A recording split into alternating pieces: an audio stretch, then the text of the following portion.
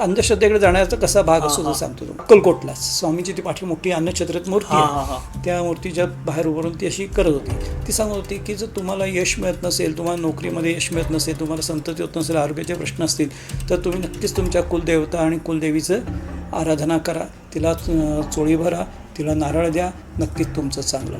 Okay. ज्या देवीने सृष्टी बनवली तुमच्या खण आणि नारळासाठी ती उपाशी आहे का?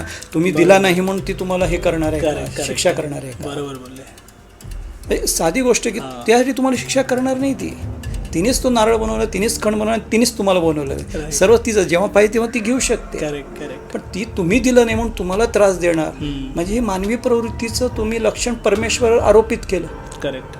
मग ही श्रद्धेचं कुठं झालेलं आहे? अंधश्रद्धा, भीती निर्माण करून दिली. बरोबर. आता ही भीती कोणी निर्माण केली?